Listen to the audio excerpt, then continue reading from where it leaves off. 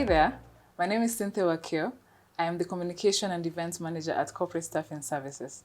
I am joined by Pamina Swainaina, who is going to be telling us more on how we can retain employees without raising their salary. Thank you so much for joining me. Thank you, Cynthia. So, why is it important to retain your best staff for the sake of business success? There are various reasons why a company should adopt a strategy of retaining their best staff.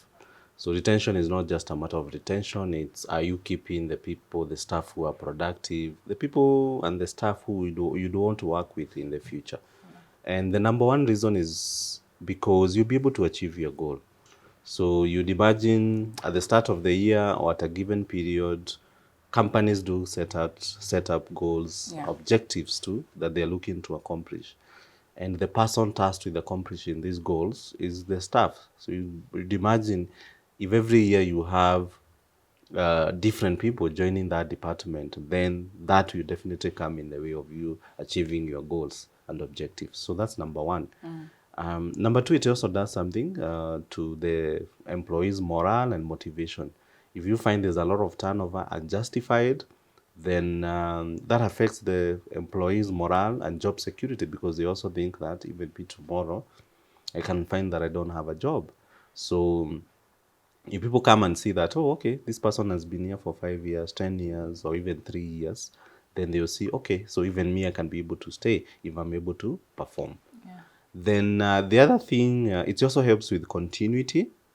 Why? Because again, where you have a lot of high staff turnover, then you find processes are affected because there's no continuity. So for example, if you are to leave today, India, and there's no one else to hand over to, then you find that might be a challenge. That might affect even the department performance. Yeah, so I would say those are the top three reasons. Number one being a company, for it to achieve its goals and objective, they need to sustain the staff and high performing staff at that. Number two is because of the morale, staff morale. And number three is because to ensure that there's continuity. Yeah. Yeah. And with the issues that you've highlighted and the topic of discussion of today, then how do you ensure that your best staff stays without necessarily, giving them money?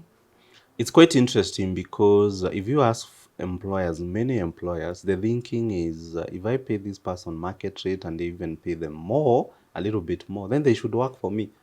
And they should work and they should be committed, they should be loyal. Unfortunately, when you talk to the staff, it's two-sided. Money is important, yes, but also there's the issue of work environment, there is the issue of learning and growth, there's the issue of relationship in the office, there's the issue of do they feel challenged, do they feel that there's growth. So as an employer, you don't just take care of the money aspect. Money is important, yes, but also look at those other things that you as an employer you can do to be able to empower your staff. Yeah. And apart from what I've mentioned, a big one is also about the work environment. Do people feel that there's a cordial work environment? And if you have a cordial work environment, all the other issues, I believe they can be handled. If it's the issue of performance, if it's the issue of salary, those ones can be addressed.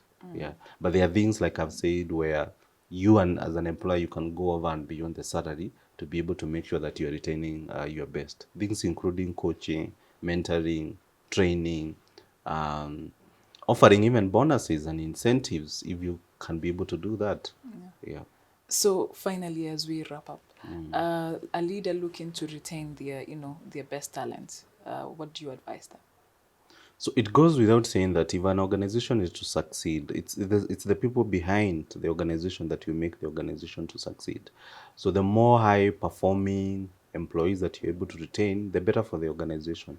And here, pay attention to not just the salary. That will be my parting shot. Don't just look at the money aspect. I keep saying money is important, yes, but the other factors. In fact, there's a survey we did way back, I believe in 2016, and we asked professionals what their career plans were for the new year. And guess what? Majority of them, I think over 70% of them said they were looking to change job in the new year. And when we asked them the reason why, only 30% of them said it's something to do with money. The rest of them talked about issues which you as a manager or as an entrepreneur, you are in charge of. For example, they talked about the issue of work environment, they talked about job security, They talked about the relationship they have with their boss. They talked about benefits.